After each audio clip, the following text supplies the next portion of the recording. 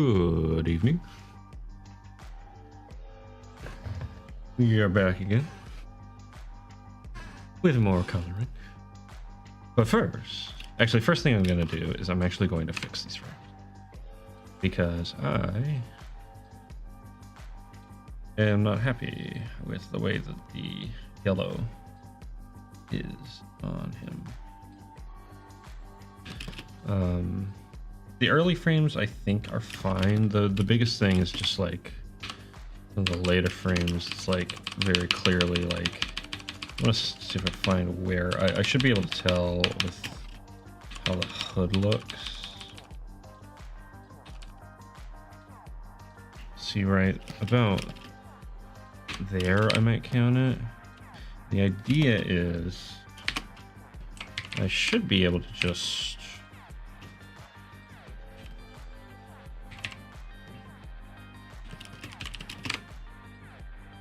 for edited layer only. See that?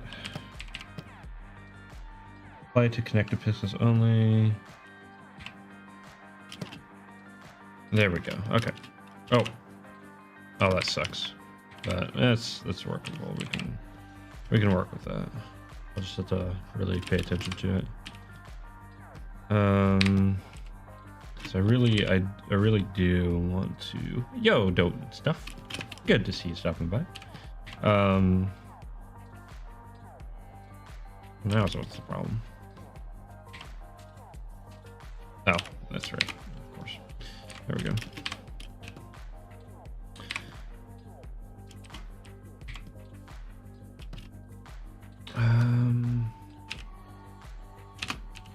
Yeah, that's fine. I really do want it to be more consistent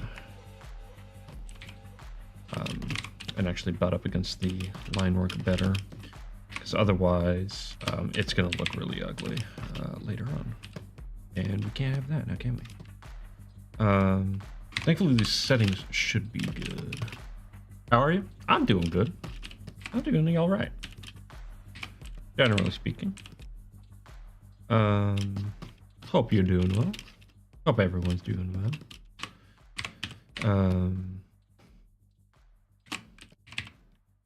Not ideal that we have to do this again, but at least we can. Easy enough.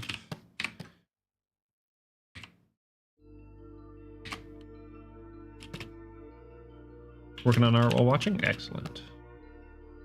Good. Become stronger in the art.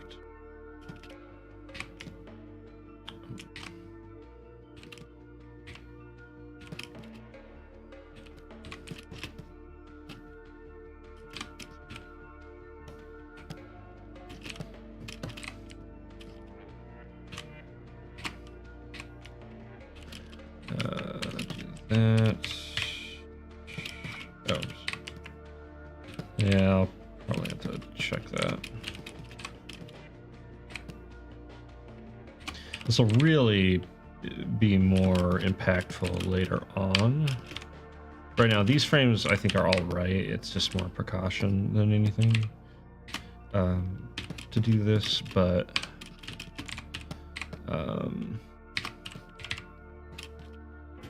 yeah.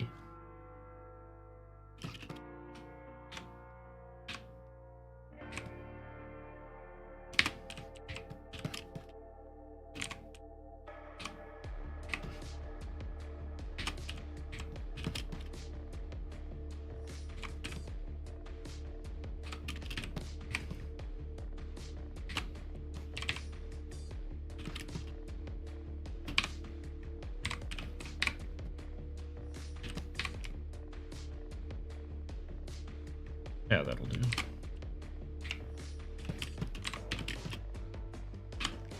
Grem should be fine, because these are the same settings I used for him. Which means they're a bit more refined. So I'm able to get better connectivity in the frames.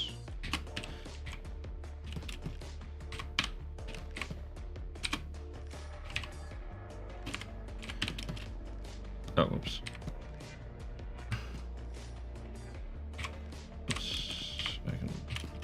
that. There we go.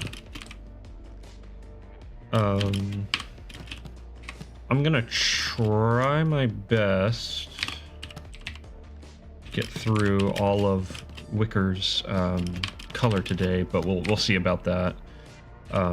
2 hours is only 2 hours a day, so I'm still taking it easy this month, so whatever I get done is gonna be good enough.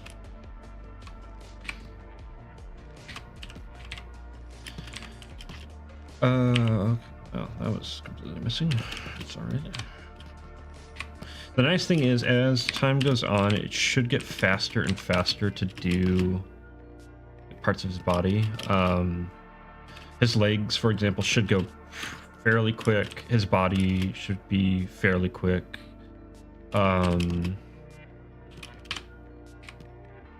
His face will be fairly quick. His eyes will be a little bit tricky because I have to be really specific about... Oh, no. Did I forget? Yeah, I forgot. His eyes will be a little bit specific in terms of like how they're done.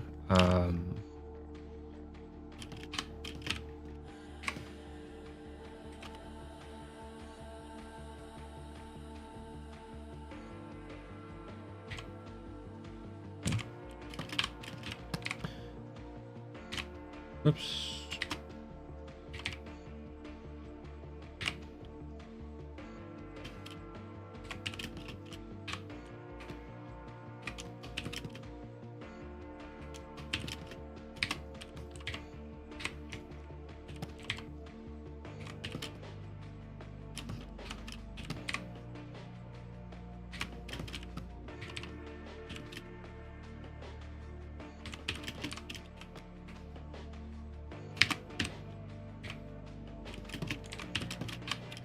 It kind of sucks though, because like there's so many things I want to like animate with these characters, and I'm just like, no, I can't work on that.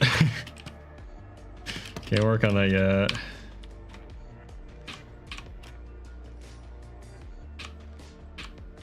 That's interesting. Why is there a second frame there? Hold on.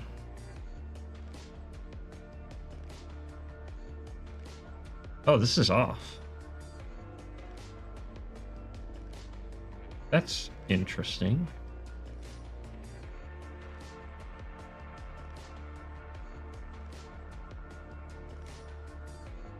Hold on. Yeah, that's correct.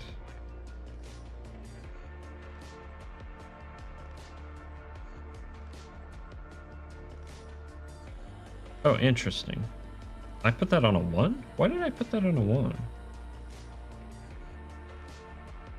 I guess to just like emphasize the subtle. Is that correct? That's not correct. What's going on? Oh, it's on a 3. Okay, this frame is unnecessary then. I can delete it. Which means I can delete this frame. Oops. And I can put this one here. And that should be correct. Yeah. Okay, there we go. Okay. Anyway,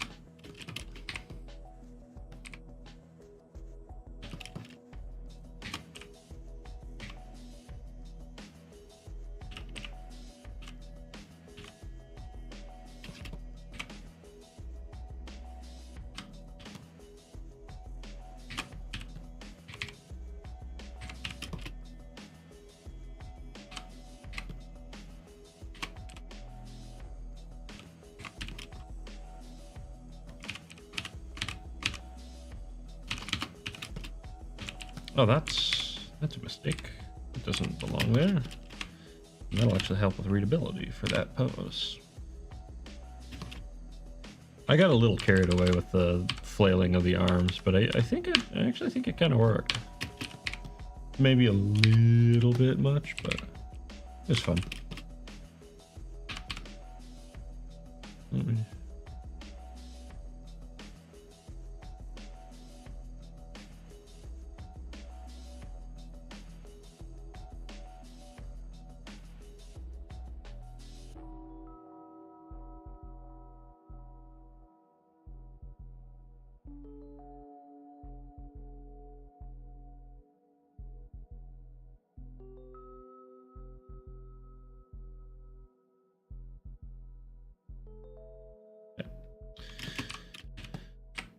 Oops.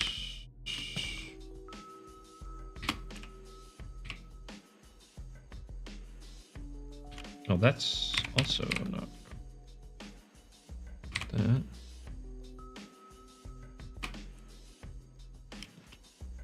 It's interesting. It seems this one is selected correctly. What about this one?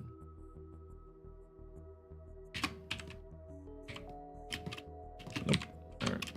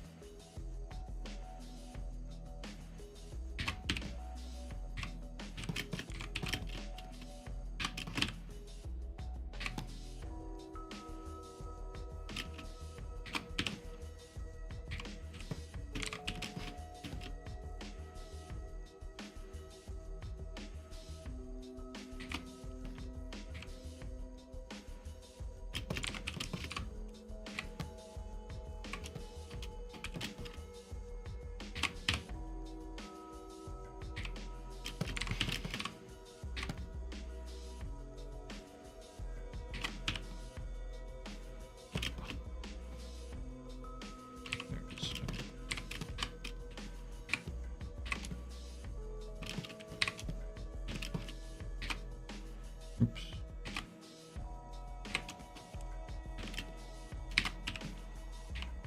There we go. That's better.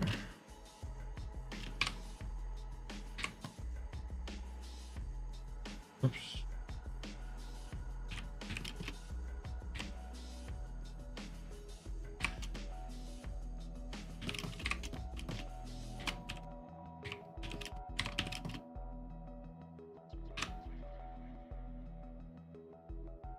You're the sleeve. Okay.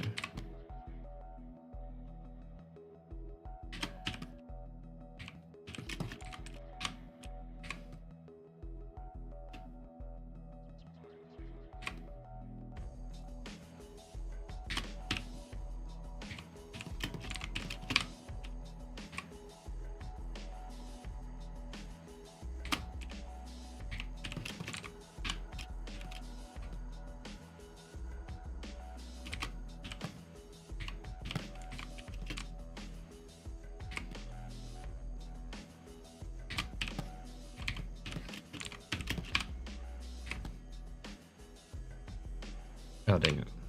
Oh, dang it. Okay. You...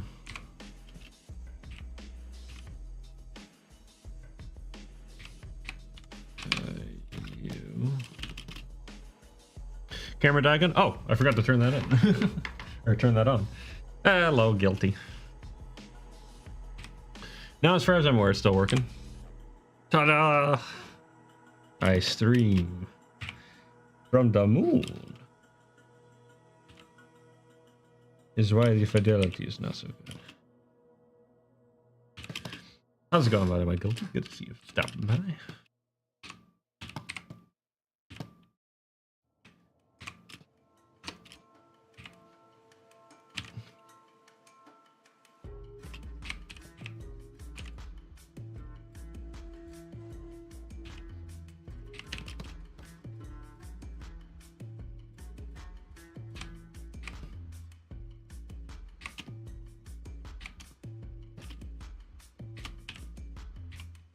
There we go. That's better.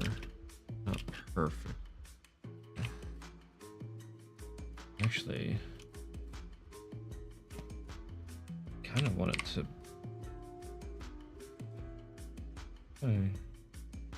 That's area scaling. I might actually.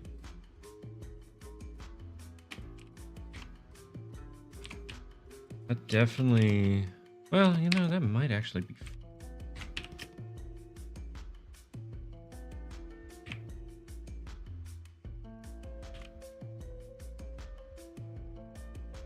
Technically, that's all gonna get crunched, kinda. Well, it should be fine. Only a handful of frames as well. So.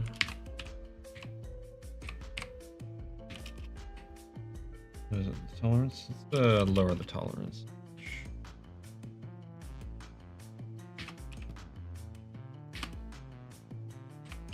Actually, for that, we want.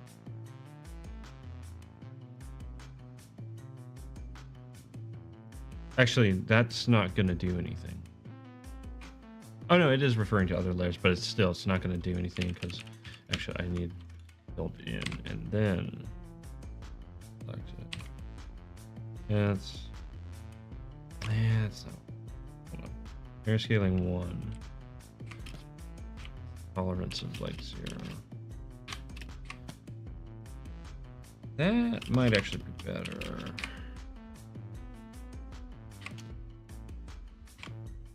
Oops. Yeah, let's try that.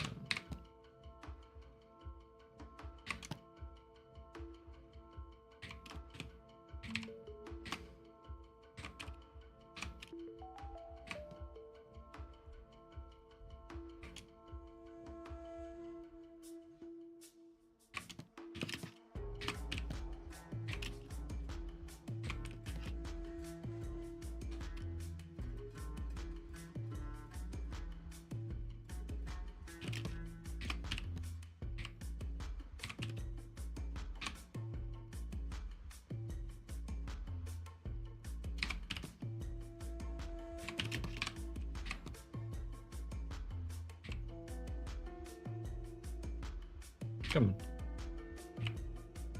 That in a touch.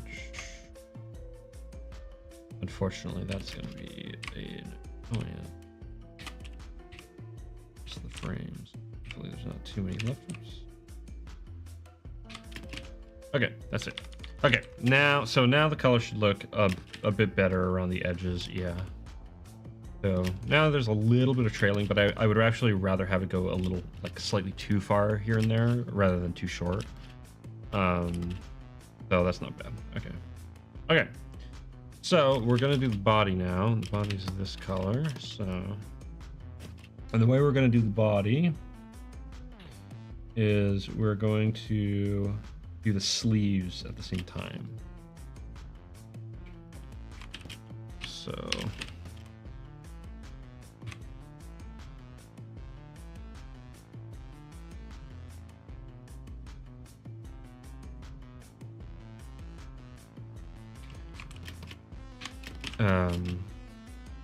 No, that's one I forgot. Oh.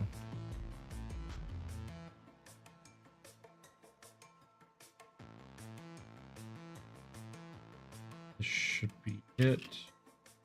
Yeah. It is funny looking back at these early frames when I was really still trying to figure out, like, how to draw him. I think generally speaking, I've figured it out. See, we're back to the monster scene. Yeah, taking a break from the comic. Gonna be doing a lot more of this on the comic with, like, coloring and whatnot. But I wanted to take it easy this month a little bit and just kind of reset and enjoy myself a little bit more. Gonna get back onto the grind. I'm gonna say that maybe I don't need to, but no. Do I want? I do. I think. You know, yeah. We'll do the legs this way. Yeah.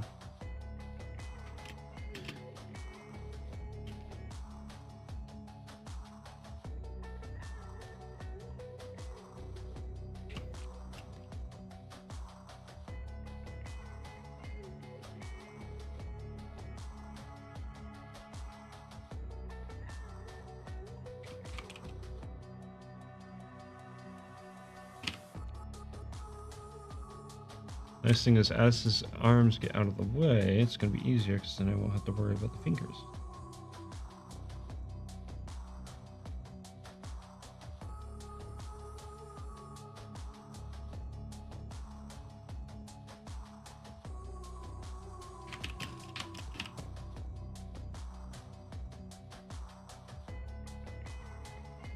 I'm really tempted to not do the lines anymore because I always forget. Is annoying looking at it and seeing, oh, got that again. No, it's not great for Arna getting rushed in Age of Mythology. Hey, we made it work. We were Norse gods as well. I will say though, man, like I've gotten rushed while playing like Egyptian and friggin' Greek gods. It freaking sucks, man. Like, I just do not know how to play those classes or those factions nearly as well. I mean, partially because Norse are really cheap, but also just like, dang it. Also just like, you have to like get your economy going and like building units and stuff like that. Like when you build a soldier in as a Norse faction, you're also building a builder. You can build things with your soldiers, which is like great. So like on the front lines, you can have just like an army building new buildings, like new barracks and stuff like that. So if you're getting like, if you're losing barracks, or you're losing hill forts, or you need to repair things or whatever, it's like you can just pull from the same thing. We need to do that again soon. Yeah, no, that was super fun.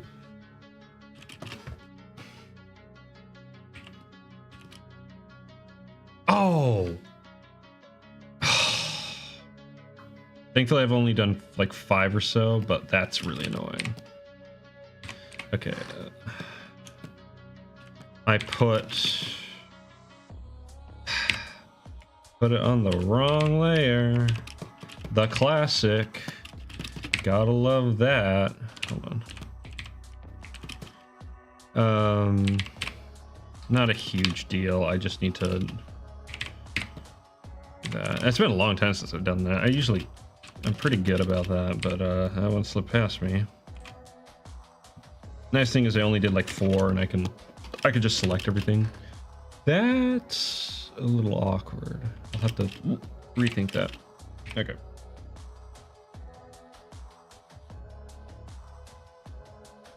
And this is actually important to get right because, like, the way I'm going to put everything back together.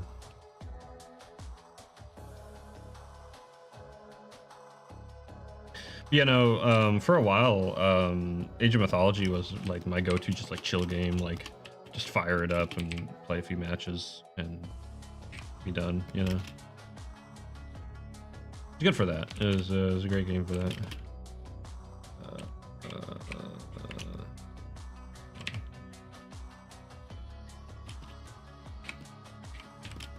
Dang it. Okay. All right.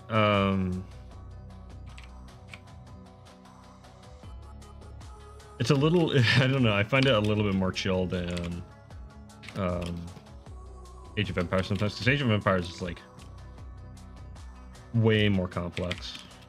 Super fun, it's great, but like there's so many things you need to watch. Oh. Again.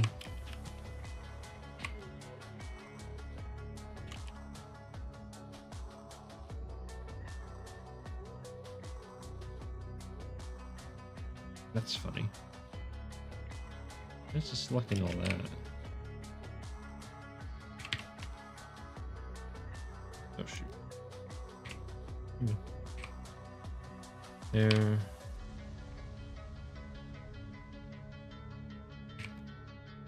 Okay.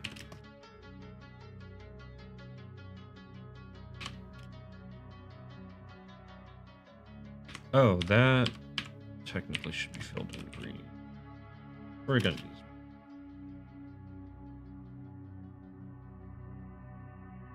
Okay. Man, it is funny how rough this line work looks. Especially if they balanced it better. I'm not sure if, like, what they did with the balance. I do think that it probably does have like some good quality of life things. I've been thinking about it, honestly. Like, I played it for a little bit when I had it on Xbox Game Pass. I had like a month free or something like that, so I played it a bit on that.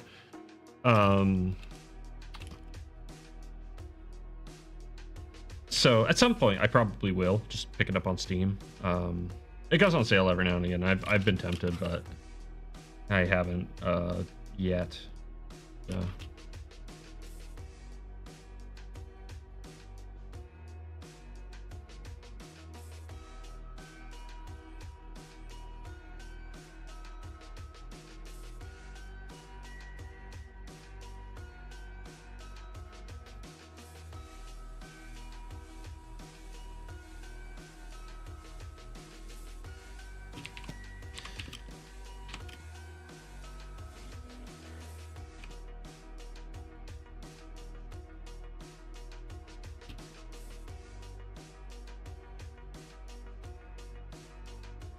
Dang.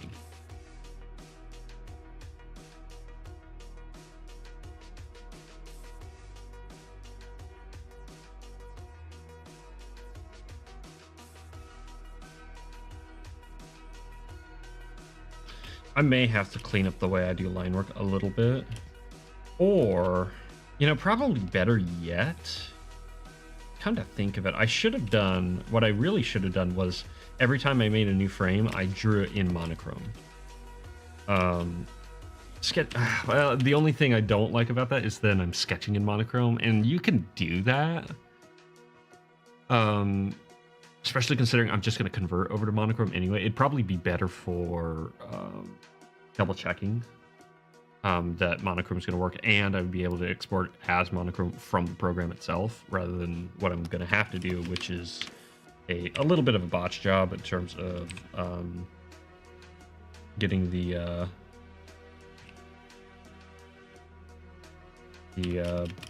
whatchamacallit to take. I'm gonna clean that up as well. All right. Basically putting it into another program, the line work, and then kind of crunching it down. We're gonna see how that goes. I don't know yet. We'll see. Finding new ways to speed up your art and animation process, that's always the key. It's always really nice when you find a new like technique to help yourself get yourself doing things faster. I mean, that was a big thing that I really tried to focus on this one. Was I was like, okay, how do I, you know, do this a little bit quicker? And so when I started working on Grem, I was like, okay, let me focus on really like tight, specific movement with Grem. Because he, like, I could get, dang it, I keep doing, why am I on that layer? Okay. Because like that's how he moves, so that was kind of a convenient thing. And what I usually end up telling people is like, you don't have to like go crazy, right? I kind of went a little bit crazy with Wicker because I really wanted to like emphasize certain aspects of his character and whatnot.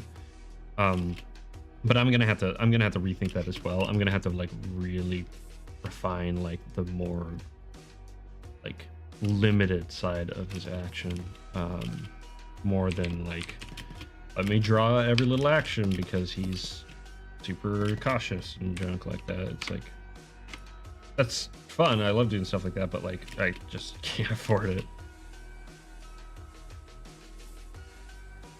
So yeah, always looking for shortcuts.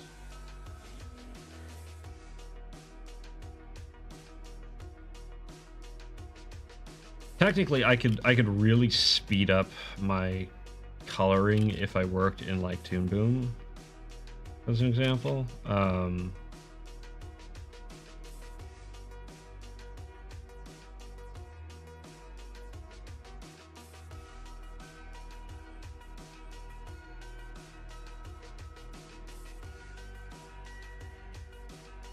Toon Boom is designed for that, but the downside to Toon Boom coloring is then you have to be really specific with your line work, which it is really good for like cleanup and stuff like that. Like it would be a lot faster to do cleanup in Toon Boom than in Clicky Paint for sure, because Clicky Paint is kind of old school. You have to like go over everything.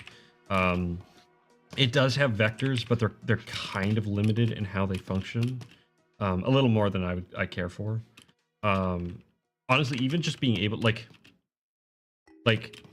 even if I didn't have like full control over the line, just like a little bit of like leniency in terms of hold on. Shoot. A little bit of leniency in terms of line adjustment and stuff like that, which it kind of does, but like last time I was using it, it kind of started glitching out. There's a few things in Clicky Paint where like I've had things break and I had to do like, it wasn't that an update fixed it, it was that I like reinstalling the program basically to an updated version, like from, I think it was from 1.0 to 2.0 or something like that, fixed an issue I was having with my vector lines. Stuff like that happens and it's kind of annoying in Clicky Paint.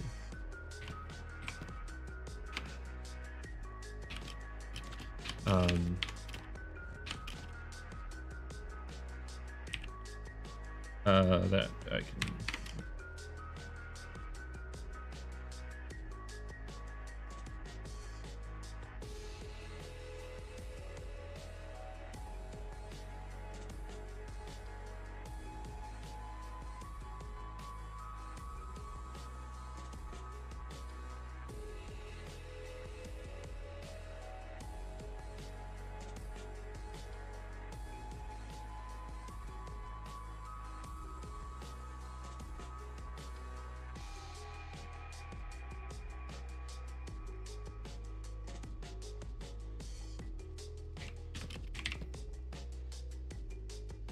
Oh shoot.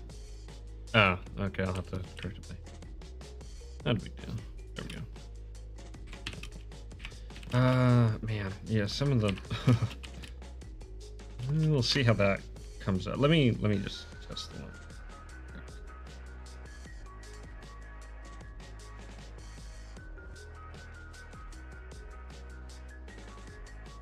Yeah, that'll work. That is going to look interesting. That really is going to kind of give the so what I'm basing this off, like, so this is essentially what the line work is eventually going to look like, right? And essentially what I'm basing it off of, the effect that I'm going for, is the reason I call it a digital Xerox effect is you might have heard of what's called the Xerox era of Disney. And basically at the time what was happening was Disney was looking for like any way they could to save money, right?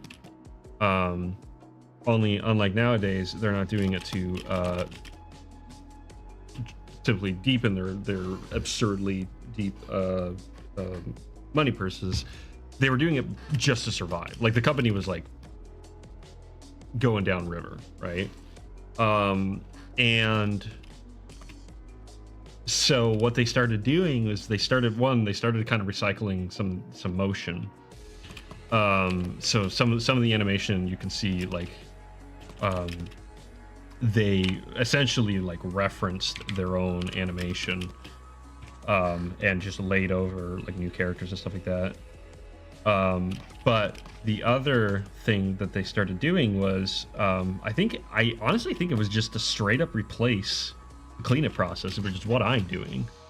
I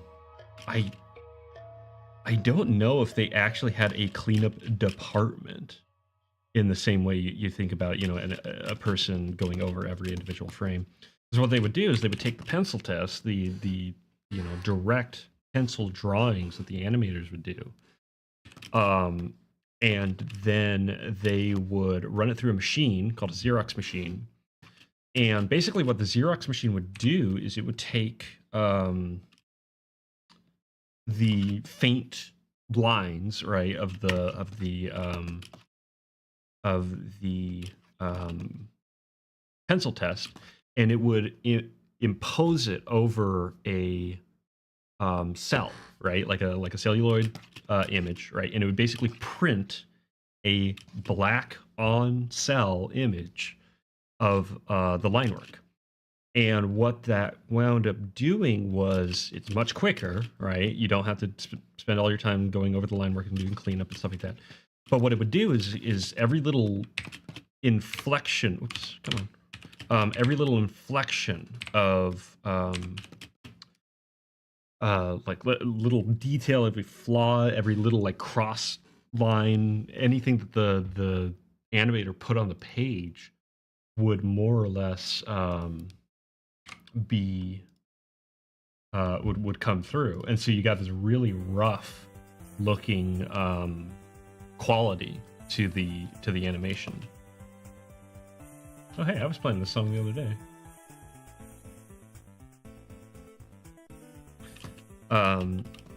And so it's really interesting though. It's a really interesting style because it's this really, you know, you have this really dark line, but it's kind of sketchy. It's kind of sketched on. And so if I take a frame of this, you know, there's Wicker, and I put it on monochrome, it actually gives that effect. It has that sort of like sketchiness, that roughness, but it's just solid.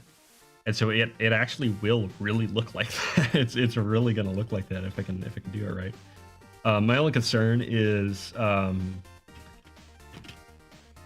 like I don't have a ton of control on like the thickness of the lines and things like that, so certain things might get really muddy, which did actually happen. Like that's the kind of risky that you run when you do something like that, when you take a shortcut like that, because if you watch, that's actually really convenient. If you watch something like Winnie the Pooh, the original like little shorts and stuff like that, the line work, the rough line work really like comes out in that. It looks awesome. It's great to see because you're actually looking at like the pencil line work of the artist, but definitely not the most refined look. Oops.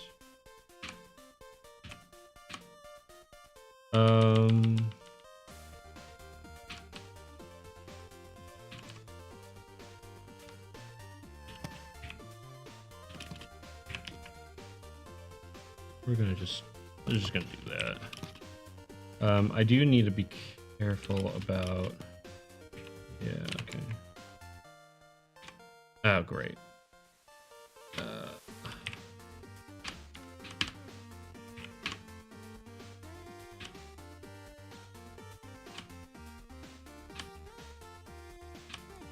So that'll be really fun. That's actually going to be really cool to kind of see like how I can take inspiration from that.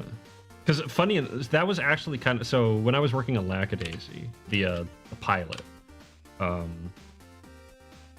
we were specifically told as the cleanup team, okay, like part of the process is after you're done with like your line work and junk, go back in, like physically go back in with a pen and like mark it up like there's actual like pencil drawings, kind of layered over it.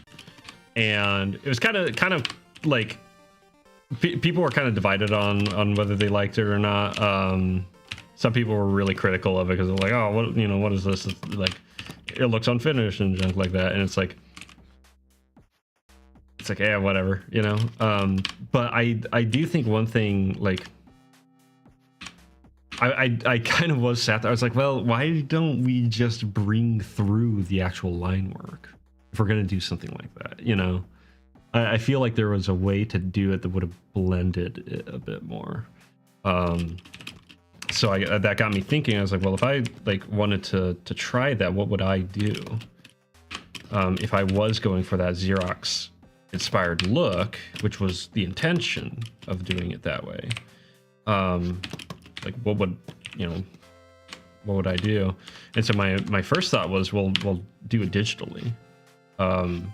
It's the same principle, right? You're just taking your line work and making it black, essentially. So see how that turns out. It turns out it's really effective. Of course, that wasn't like the whole of the effect they were going for. Ultimately, the line work was really clean in that production.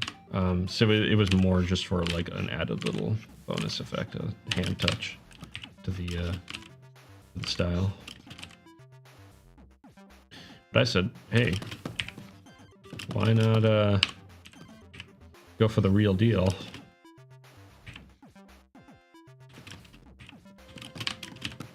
And I screwed up the line work. Well, I kind of did. Like, I had to be a little bit careful. There we go. That's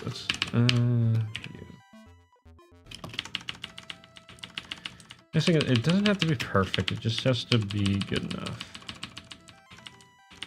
It's already rough around the edges, and that's the way we're gonna have it. That's the point. Okay. Okay.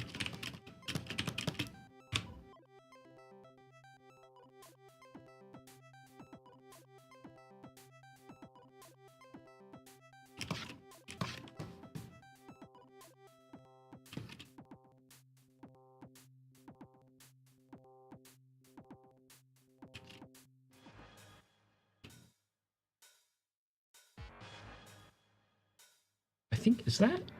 Oops, that's not right. Is that his hood, or is that's his wing? Okay, that will come later.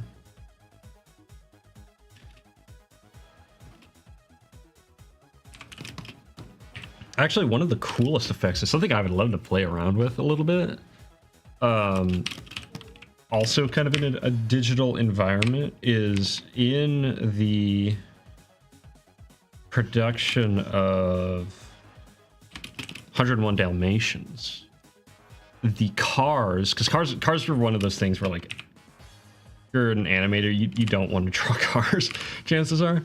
Not a lot of people animate cars, and the reason is because it's friggin' hard. I actually do want to animate cars by hand because I like them, and I think that'd be really cool, but, like, still, it's just, I also don't. But one thing, so they, hold on. Is this frame necessary? Okay. Yes, yeah, that frame's necessary. So what they did is they basically said, well, wait a minute. All the Xerox machine does, right, when we're doing cleanup, is it takes lines and basically via contrast, right? You have the white paper and you have the gray or black line, right, of the pencil, and via the contrast between those two, it decides, okay, here's where a line is, here's where the paper is, or the cell is, and via chemical manipulation and photon sciencey stuff, you're able to get like a kind of an etching, essentially, right? An ink etching of sorts. So it's like, okay, well, what if we took a white model, like an actual physical model that was built in real space, right, of a car that you could hold in your hands, essentially, and we said, we sat it down and we shot it on a camera and had it act out like a scene, right? So we film this car like acting out the scene with like little sticks and things like that to make it move, right? Kind of puppet it, right? And we had lines drawn on it where we wanted the seams to be for the car. So like where its panels are, where its hood is, and junk like that. So that from any angle, you have a complete line, like you have complete line work essentially. What if we took that and then took those frames and put them through the Xerox machine? And the result was, oh, lo and behold, an animated car moving along. Oops. Of course, I'm on the wrong layer. And it's like, oh, well, that saves a lot of effort. We don't have to worry about hand drawing or animating the cars.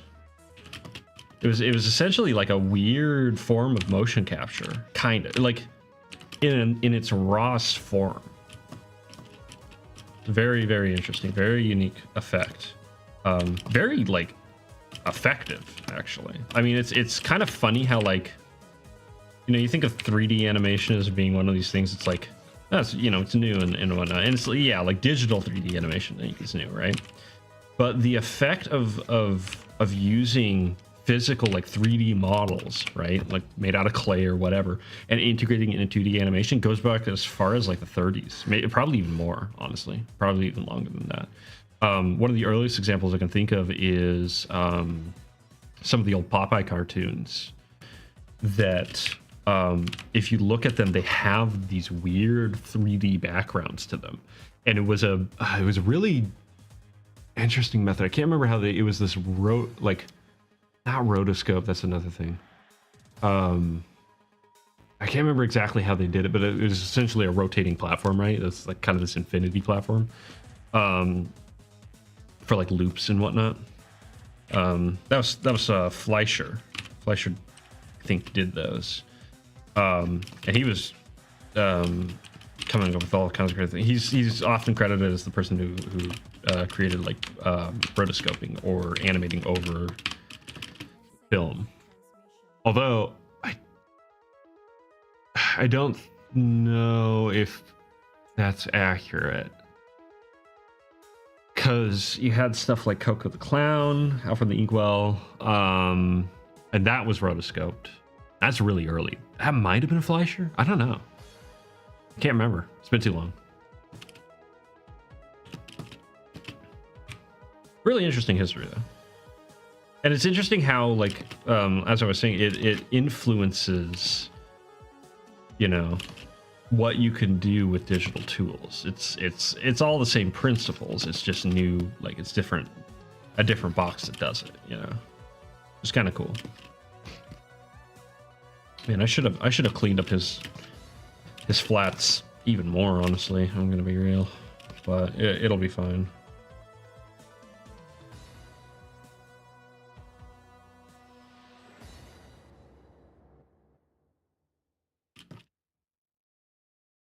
That's actually a good reason to like look this stuff up, though, because I've actually learned a lot about things like compositing or just like creating cool effects and whatnot just by seeing like how they used to do it, because it's a much more like physical process. Nowadays you kind of need to know, like, okay, the software does this, it has XYZ capabilities, like if you do this, this, and this, then you get this effect.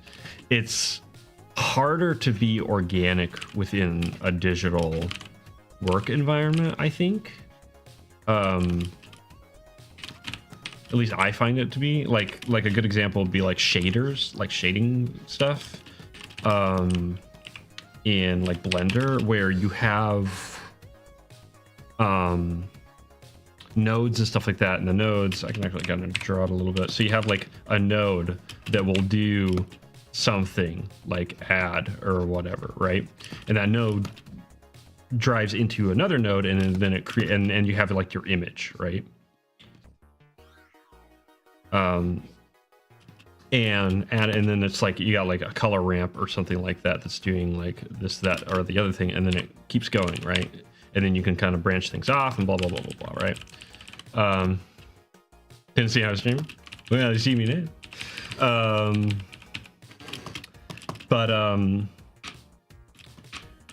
There are like you can learn all that stuff, like you can learn how that engine works and stuff like that, but I don't know, it's very like almost kind of proprietary. You have to like learn how the sauce is made per program rather than just a general like, okay, this is film, this is physics, you know. Like, this is how light works, this is how chemicals work, this is how, you know, this, that, or the other thing, right? And so and like you're able to like see like how the effect is created or how it happens, you know, kind of thing. And that just, I don't know, I find that more inspiring than being like, oh, if you do this, you know, these settings in this program, then it'll give you this effect. That can kind of be inspiring, but I don't know, it's just not as like I said, it's not as organic in my experience. I wish I was at a level where, doggone it, every time. All right, hold on. I wish I was at a level where I could like see the matrix as it really is and like be like, oh yeah, if I take this shader and this plugin and this, you know, add-on and blah blah blah, you know. It's a matter of just learning engines, but like, yeah, it's a lot. I did it again. Come on, stop doing that. Okay.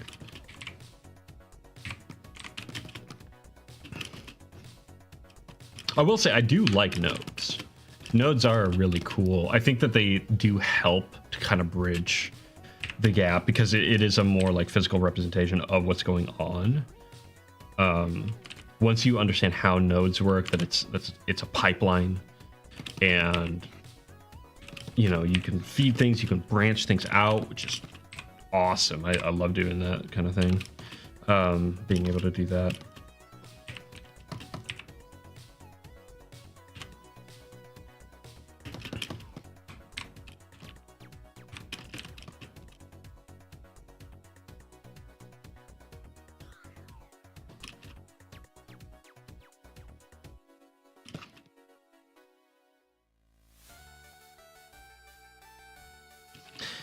In short, I just really need to learn Blender nodes, honestly, because there's so much cool stuff you can do with shaders in Blender. Like you can do wild things with that engine, and really like that's a great way to speed up your process for like lighting and stuff like that. And create fantastic effects.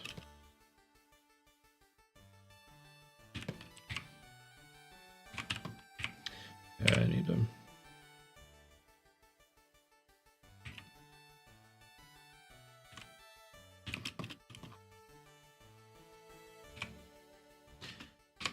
That.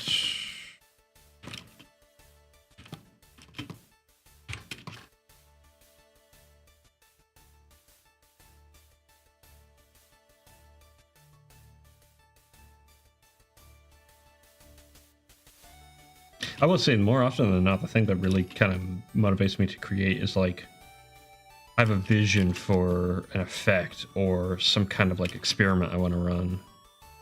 Heck, that's what ultimately inspired me to do my last little microfilm. Welcome to the Ruins of the Other World.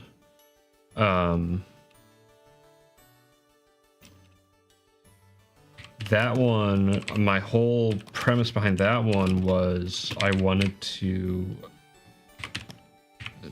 Okay, I really should have. Oops, corrected this. Oh. I wanted to do another kind of old technique, play around with another old technique, where so you had things you had these things called multiplane cameras back in the day, where they were like sheets of glass and you had a camera over them, and it would create a parallax effect. Well, back in the day, you had to have like this giant rack of glass sheets, and they had to be massive if you wanted to do like this huge scene and junk. And then you'd have to like by hand lay out all the cells one on top of each other, one at a time, as you're filming it, right? Just it's insanely, like, it can be insanely taxing. It was a very, like, very tedious effect to create, right? But now with digital tools, it's like, oh, well, a multi-plane camera is as easy as just making an image sequence in Blender, you know, having a little panel with an image sequence on it, right? And then layering those, essentially, or layering other images to create, like, your background or whatever, right? And I was like, well, that's really easy. Like, that's really easy to do in Blender. Like, anybody could learn how to do that, essentially. I guarantee you. So I was like, well, I want to play around with that. I want to do something with that. And so that was the motivation behind creating that project. It's always fun to play around with stuff like that.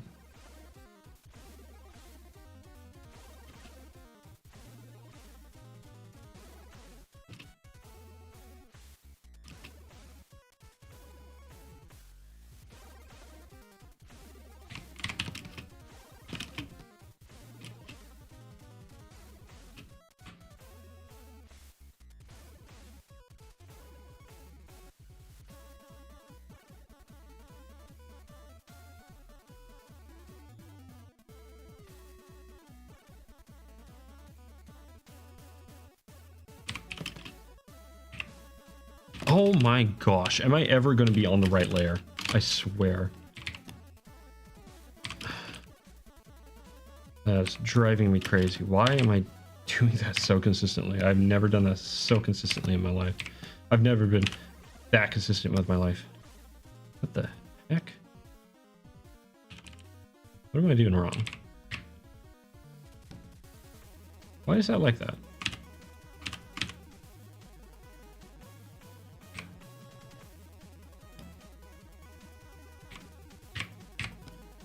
Okay, that was weird.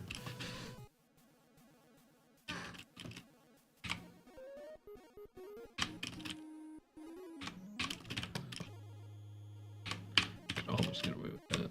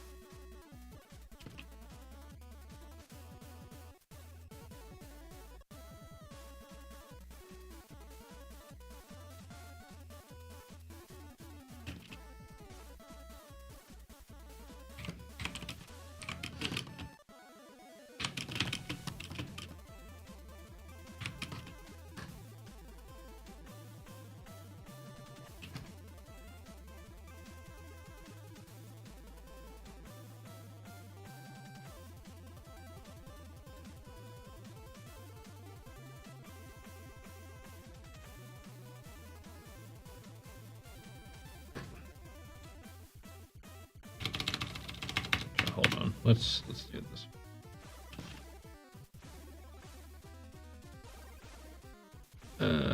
Actually, no. Let's not do it that way. That's gonna be a nightmare. Hold on.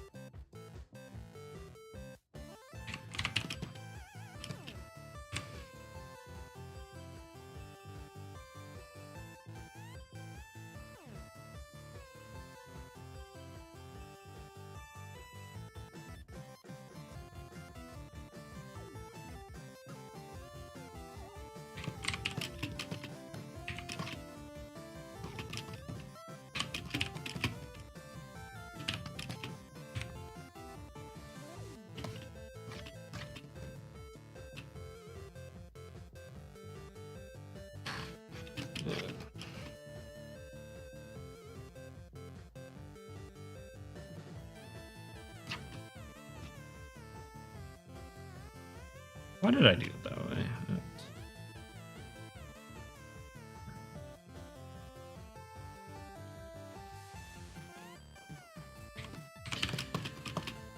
Oh, something tells me I'm not getting through as much as I would like today.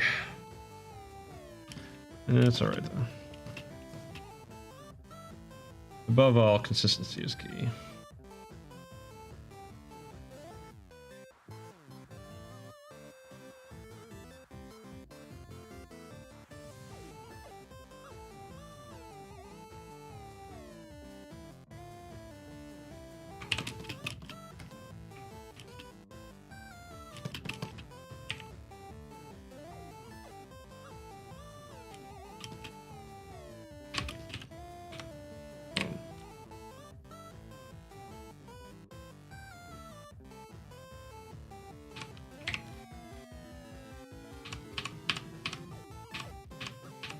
Oh, not quite. Oh, that's also. Oh, shoot. How did I? Oh.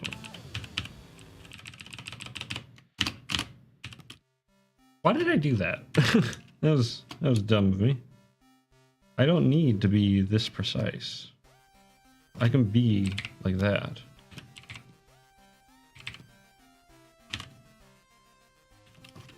Why is that having such a hard time?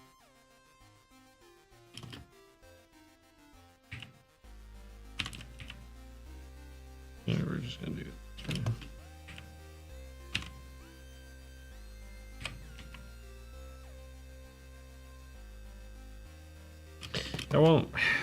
That won't really matter, but it is nice for just to make sure.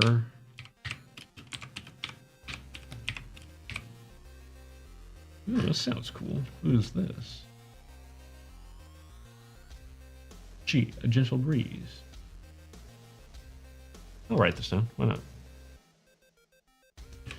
Reminds me, I might actually have to transfer, unless.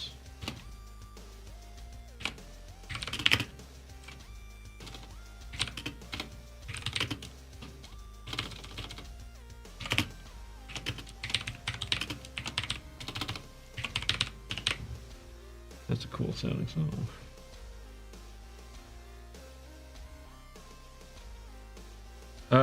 Oh, this is also wrong.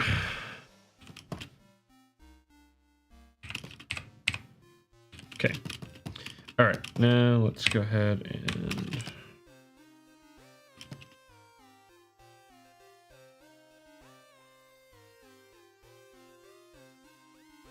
yeah.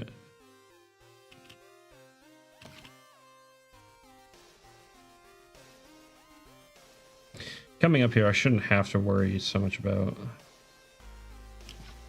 little trace pixels and stuff like that on the edges.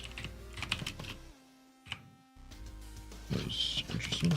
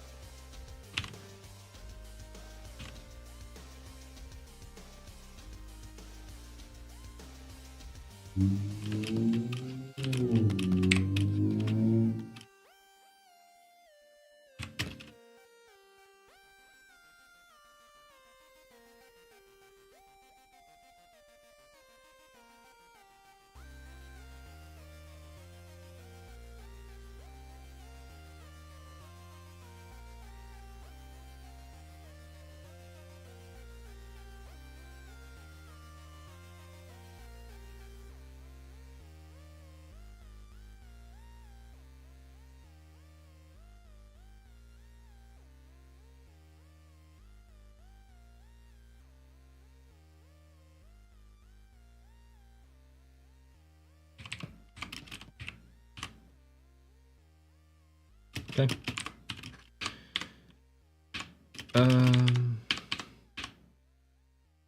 This one is also the same.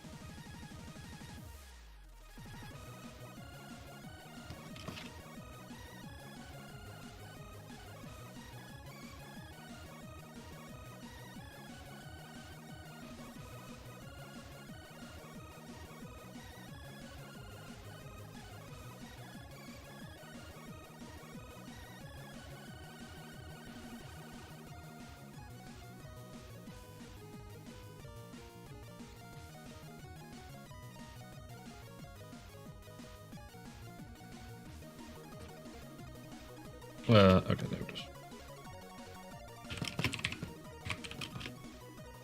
And once again, I need to clean up the things.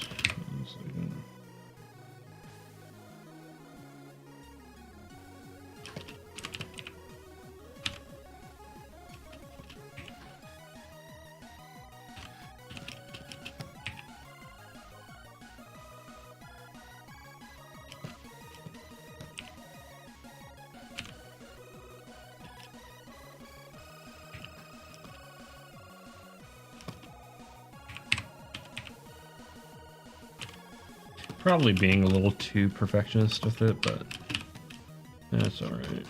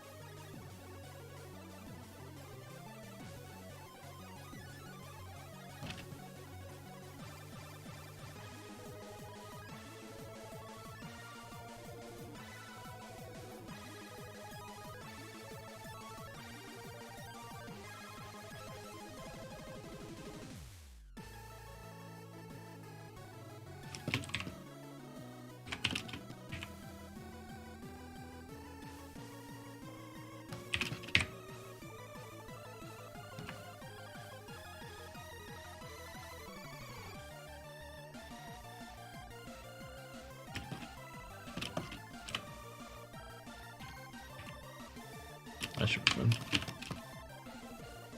Okay.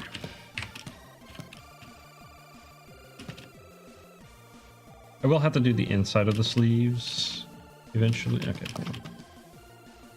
But for now, I'm just gonna color them the same thing. We'll get around to that. Oh.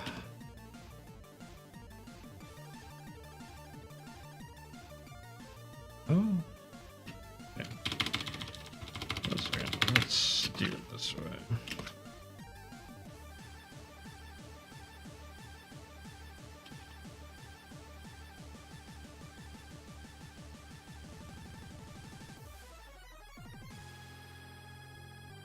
Yeah, this will work.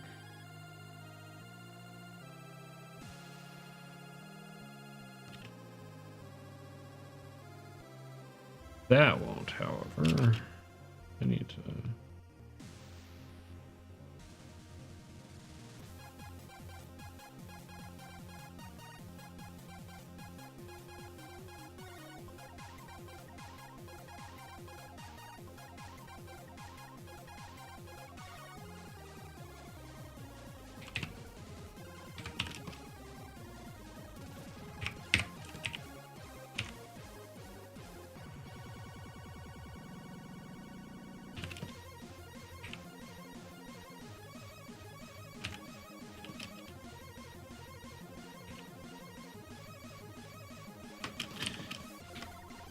Okay.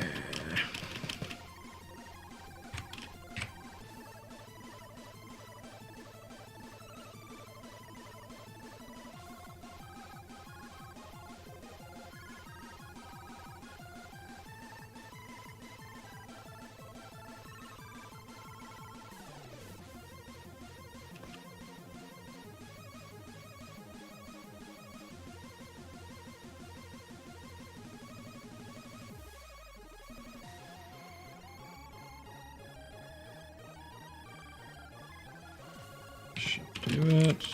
Oh. That should be fine.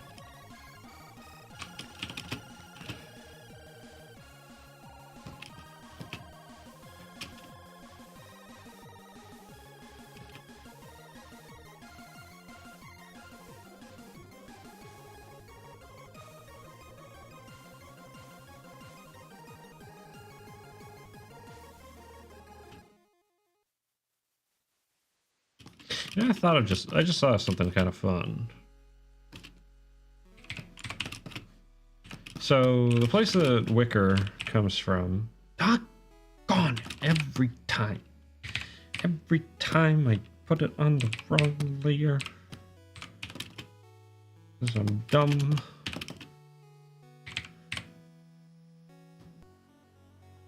Okay.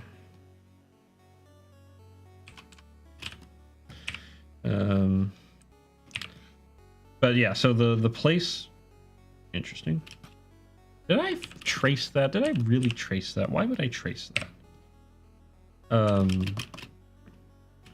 But yeah, no, the place that wicker is from, like, light is kind of weird. Like, he comes from, it's literally described as somewhere else, right? So I'm thinking here, it would actually be kind of fun if, like, no matter the circumstances, he always has really dark shadows. Your PC just hard crashed with your new RAM. That freaking sucks, dude. That's not good. Did it give you an error code? Wait, no, hard crash. It hard crashed, so no. Crap. The only thing I can think of is like MOBA or CPU. You've replaced everything else. Unless it's the GPU, but the GPU wouldn't... Well, I can't say that. That's freaking weird, man. That's really weird. Yeah, if it's not giving you a blue screen, that's like... I mean, that's still hardware issues. That's weird. Dang, that friggin' sucks.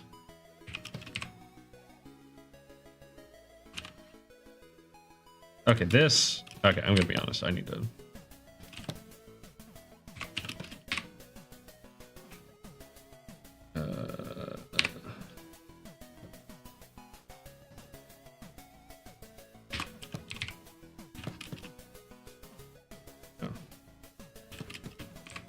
Oops. Yeah, man, I'm gonna be honest, I have no idea. I have no idea what's going on there.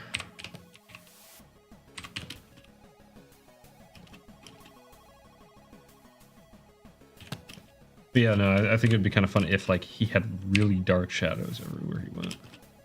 Just, like, kind of inexplicably. would help him kind of feel otherworldly, because, like, that's kind of something I do want to kind of emphasize with some of the characters. Like, they are not from around here. They come from somewhere else. Same thing with Oob, which is another little character. I should animate Oob more. I haven't animated him yet. I actually have a funny idea to do a little skit with all four of them.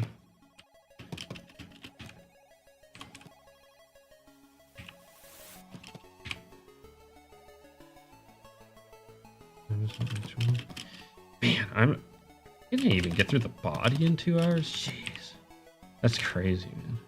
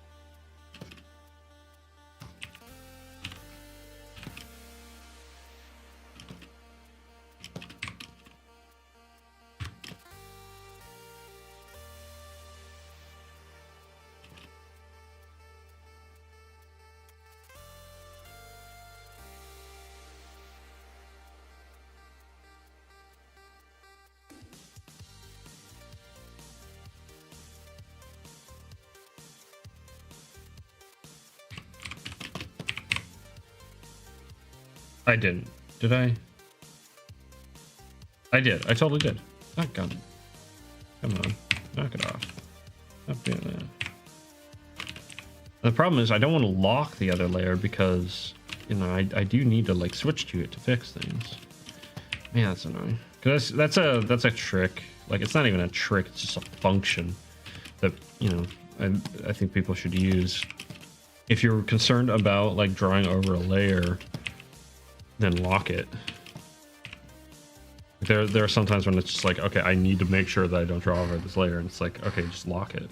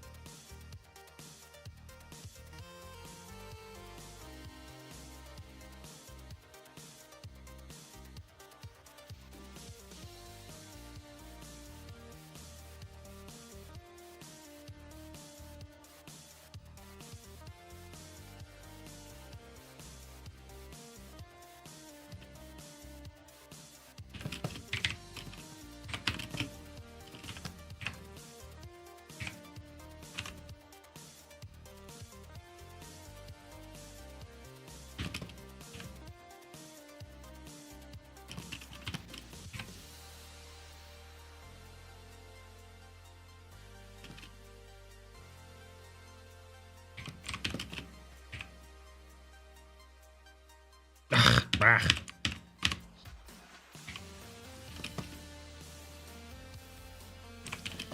Whoa.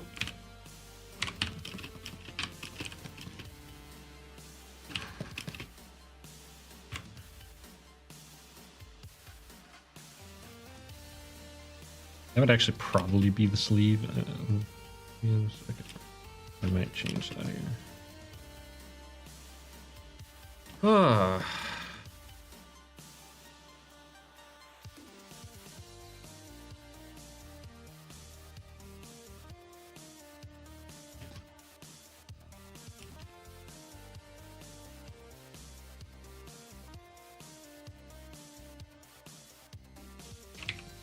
Oops.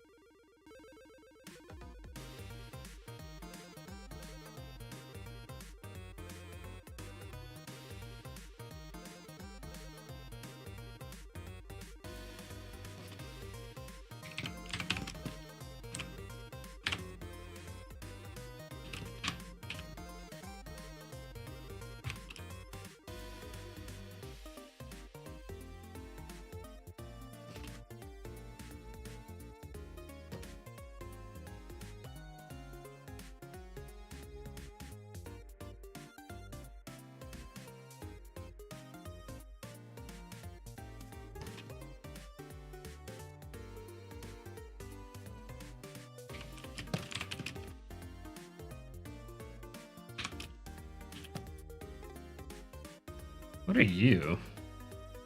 I guess you are...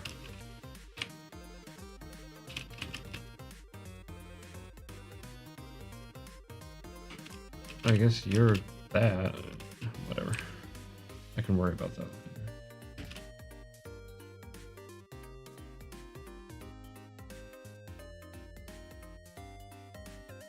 Whoa. Okay, I'll have to clean that up.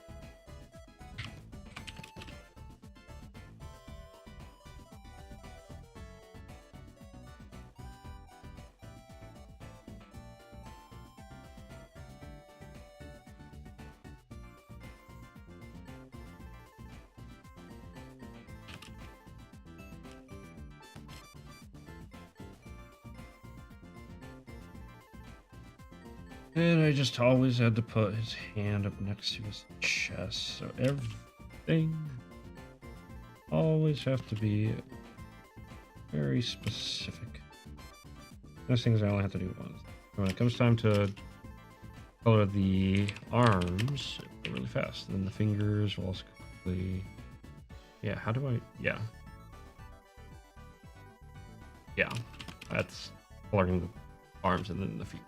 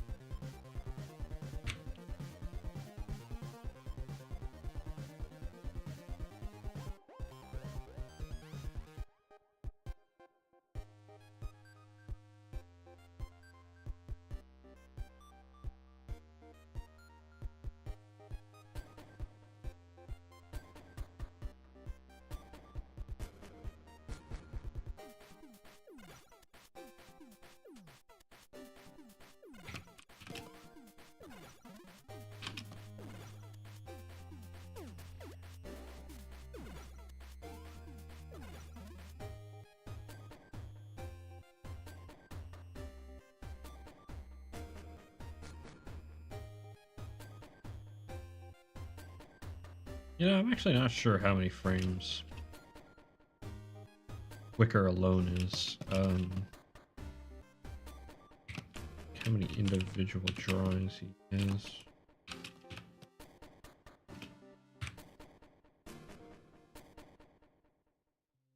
Certainly feels like.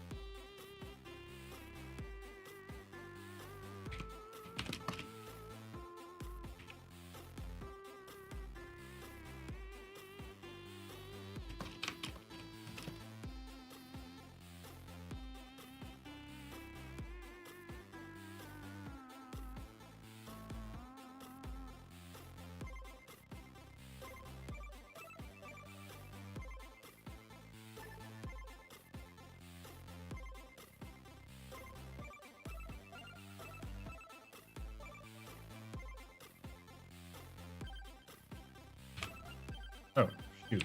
Okay, well, that's gotta be fixed.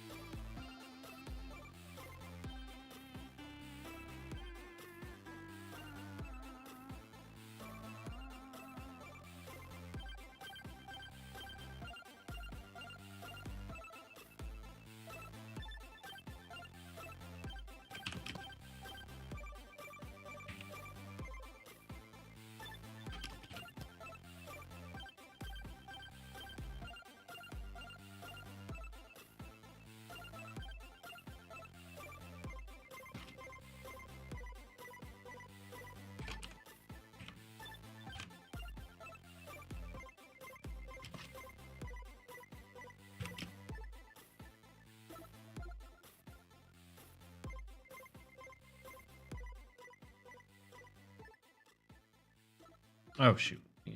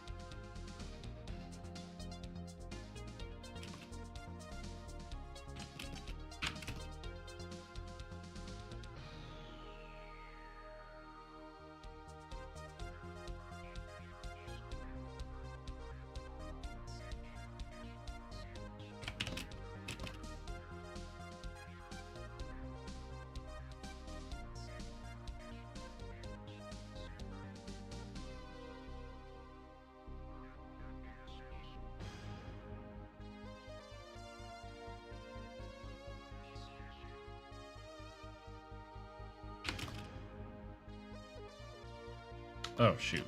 That's also... Oh, think anyway.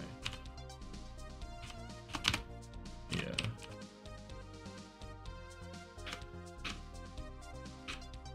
Oh, yeah. Okay, I see what I was going for. I don't know if I succeeded, but I see what I was going for.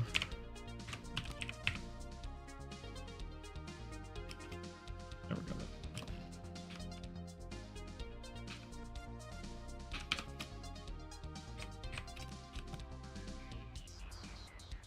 Another this time. Not gonna screw up again.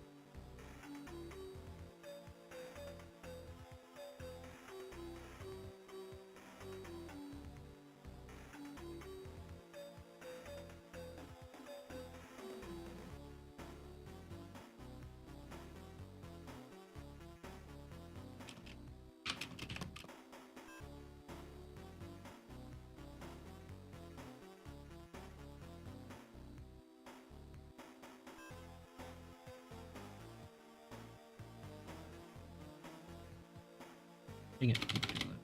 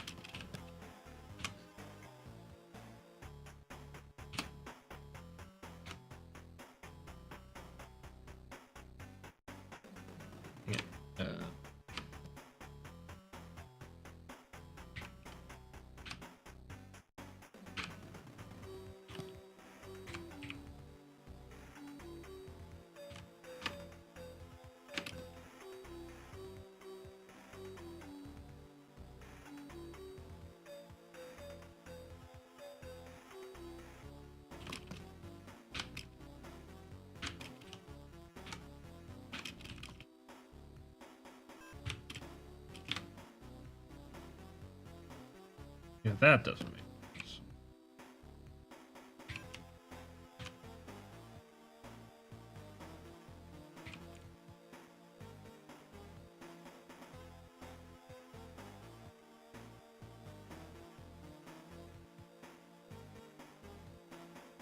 Yeah.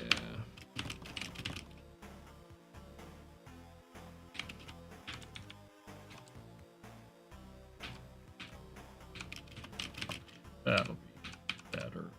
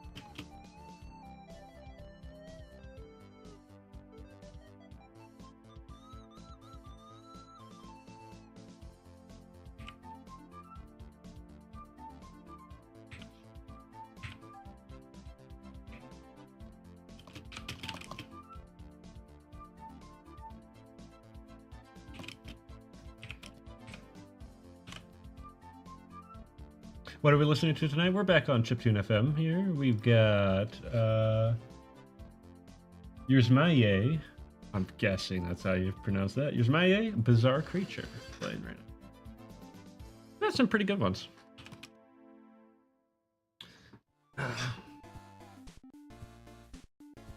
The classic.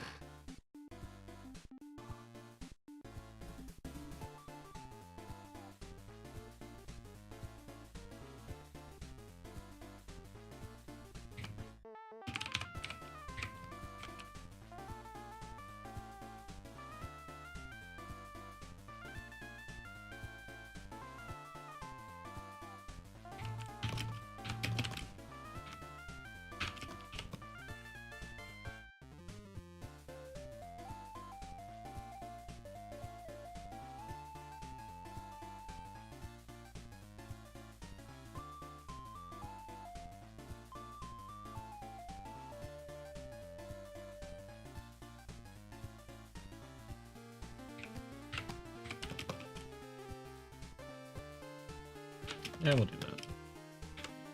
Oh. And this one. That'll work. Hold on. Oops.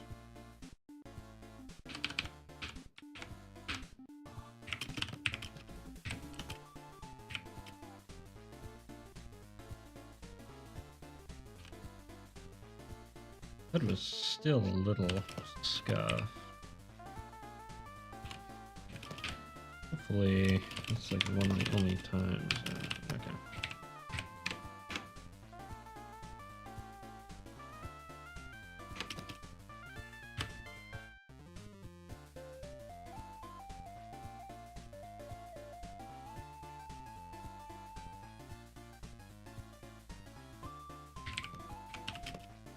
Yeah, I actually wrote down a song earlier. It was, that's not it.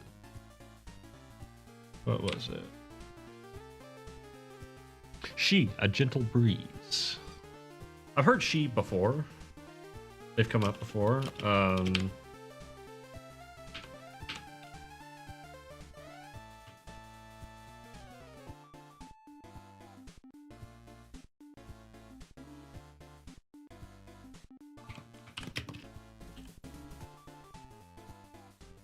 Might be an artist worth checking out.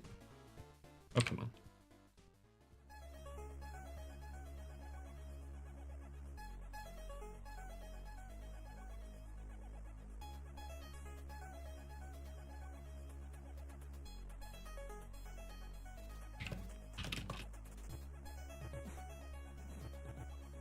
I'm not 100% sure.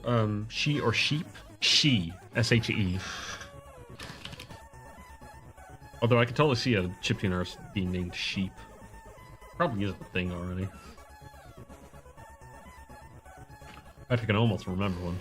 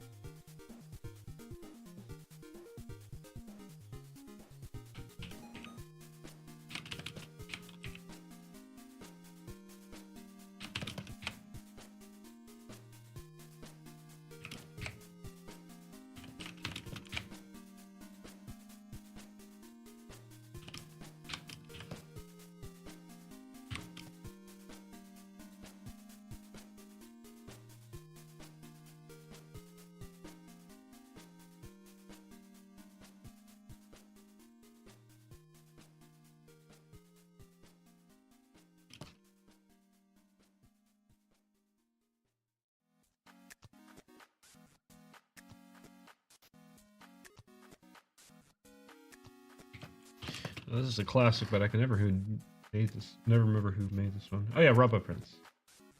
Yeah, Robot Prince and Tony Lays. That's right. Downside Up. Is that actually the name of the song? Yeah, Downside Up. That's also the name of a Peter Gabriel song.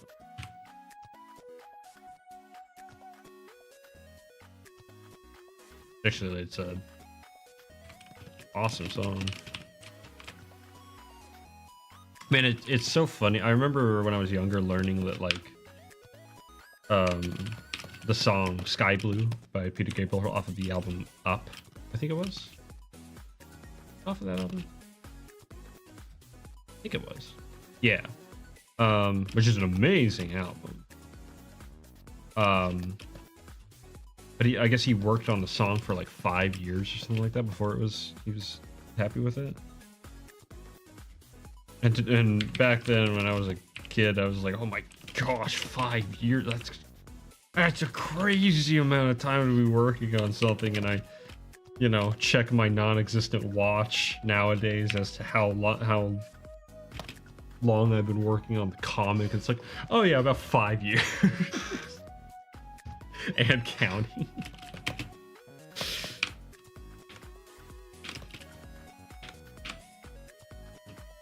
Granted, I'm not a full-time artist. Man, I would have had this book done so much sooner if I was a full-time artist. That'd be nice. Maybe someday.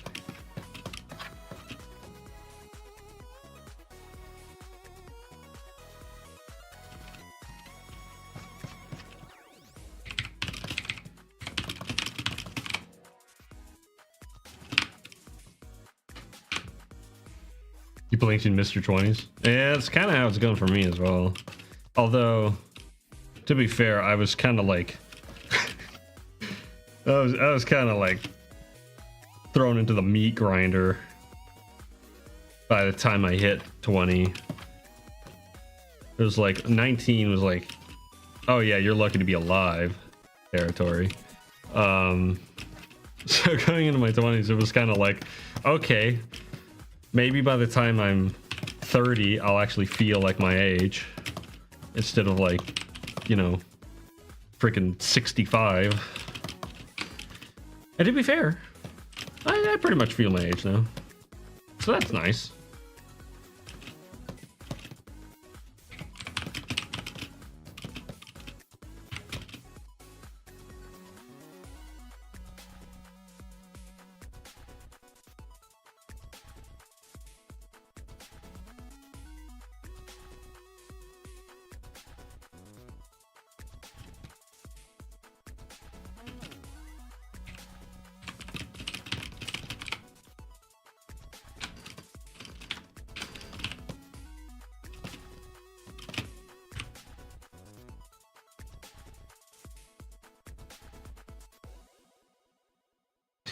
Honestly, though, I would rather not spend another 5 years making really anything.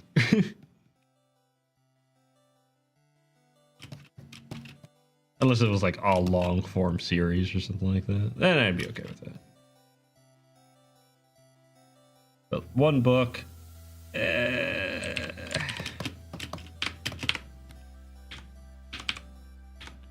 One book that I'm just kind of hoping people read.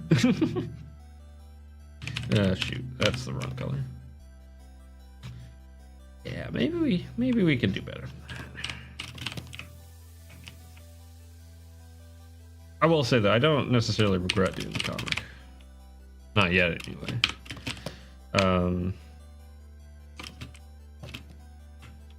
I've learned a lot working on it.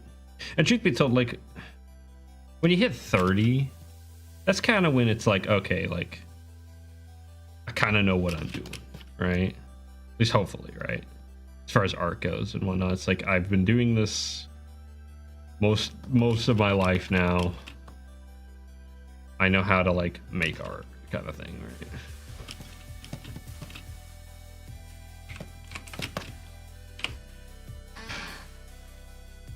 Hopefully the rest of the comic production will just fly by. I really strongly suspect that next chapter is going to be another slog, unfortunately. But we'll see. The thing that I really had going for me before at my old job was time. I had a lot more free time. It was a nice gig. It really was. I would have liked to have it for a little while longer, but that wasn't in the cards. So, gotta make it do with what I got. And truth be told, like, I do think in a lot of regards, like, I'm a much more competent line artist now than even when I started this final part of chapter 3, right? Not even considering chapter 3 as a whole. I'm much more capable of like sitting down and doing more complicated scenes and executing a bit stronger, which makes me happy. So it should be like, this comic has a way of always pushing me, which is good, but it never gets easy. This comic has never, like, I've never felt like, oh yeah, no, I got this in the bag, right? Where it's like, I know the style, I know the characters, I know the, like, how to do it and stuff like that. I mean, the teaching job. The teaching job. The teaching job was a pretty sweet gig. It gave me a lot of time to work on side projects and stuff like that. The one I'm working right now isn't bad. Truth be told, though, man, right now I'm on a 4-day schedule, which is nice. I'm very tempted to go to a 5-day schedule and space my hours out a little bit more.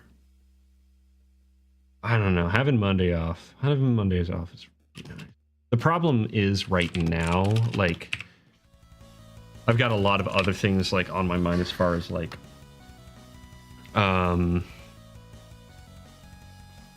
side work and stuff like that. I got to get that out of my way and then really kind of focus on the comic.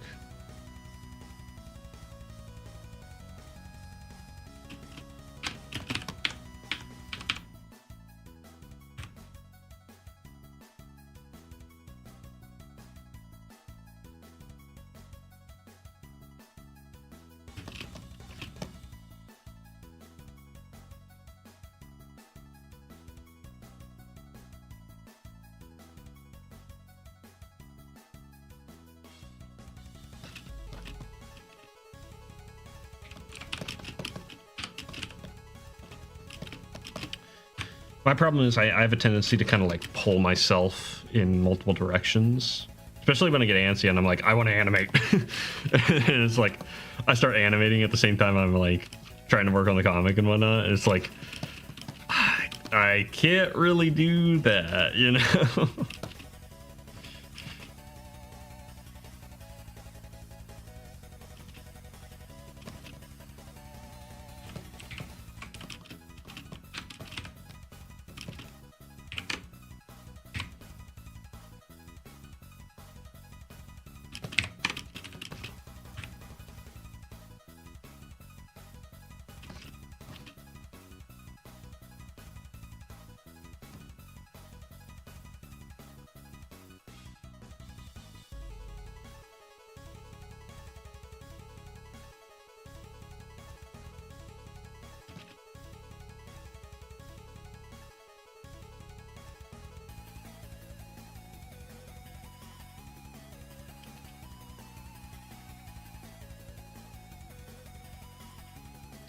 You're not. You shouldn't exist.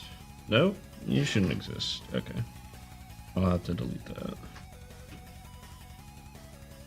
I forgot that.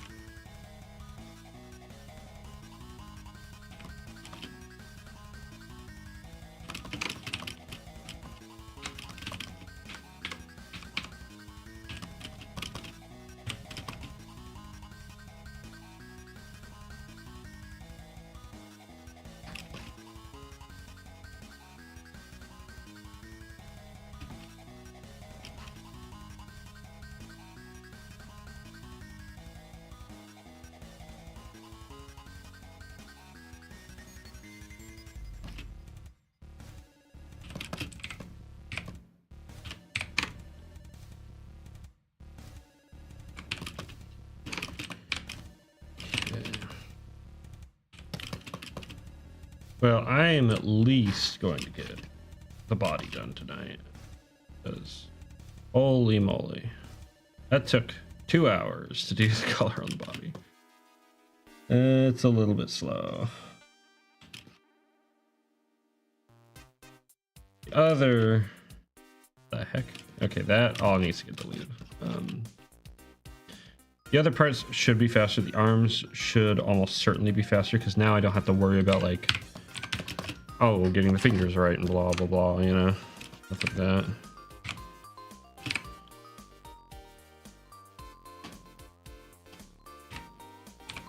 There we go.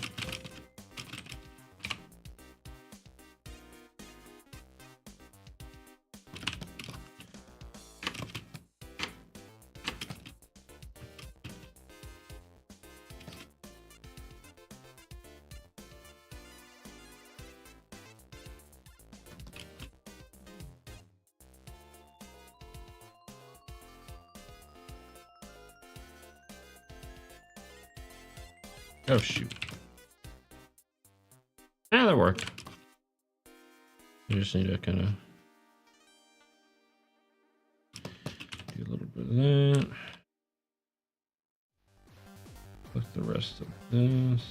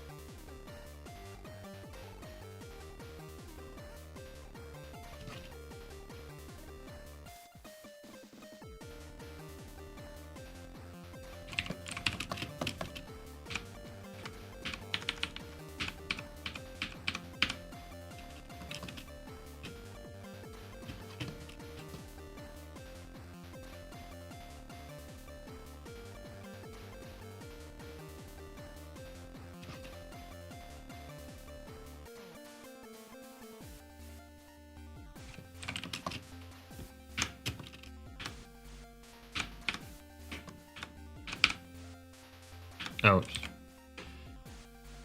Edit layer.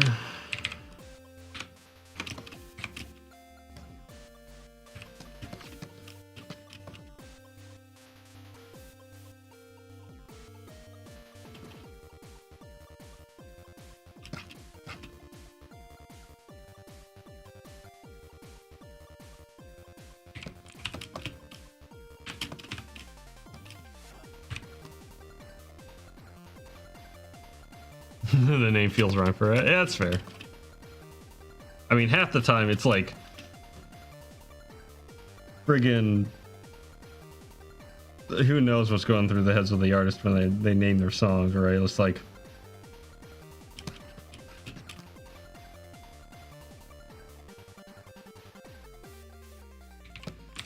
so you'll come across like the hardest hitting, just like nastiest sounding chiptune you've ever heard, and the title of it's like, oh, Flowers in Bloom or something like that, you know.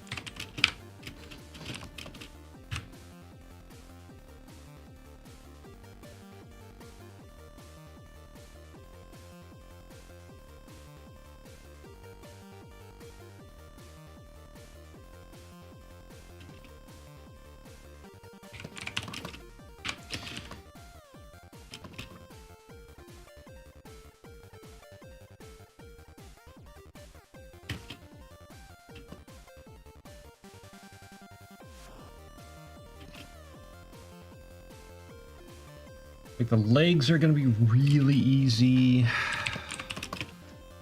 Arms are gonna be really easy. All the little things will be a little bit annoying, but like not too bad because there's not that much to select. But we'll definitely take a little time.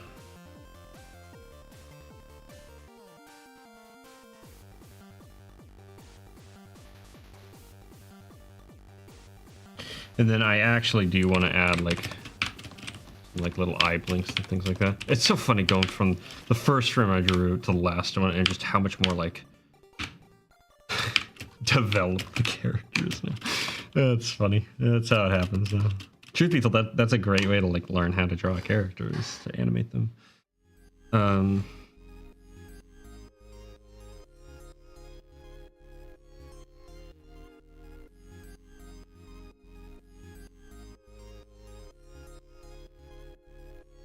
Whoa, I'll have to fix that.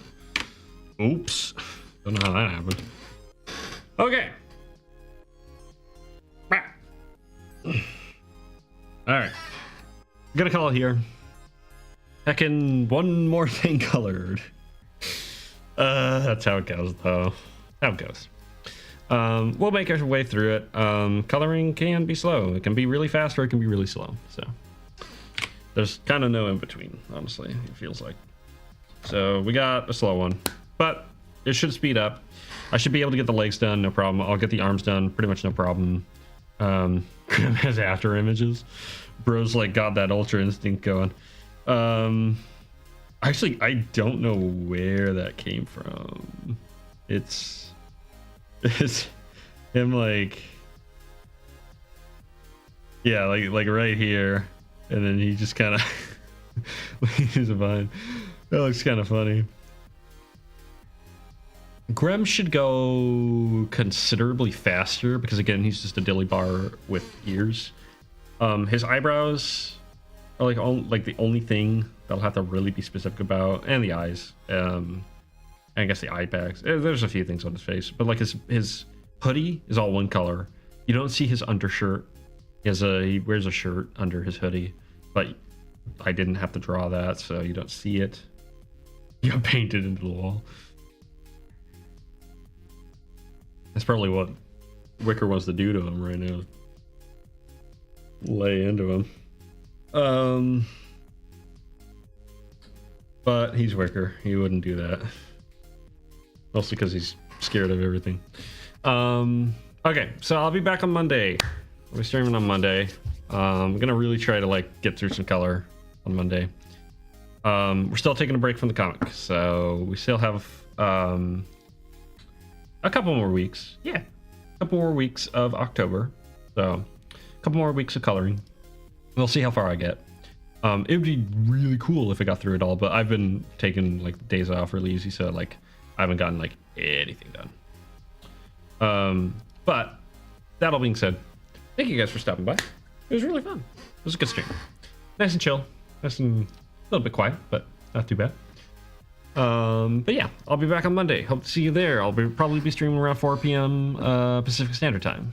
It's kind of become my usual. Yeah. All right. Catch y'all later. Bye-bye.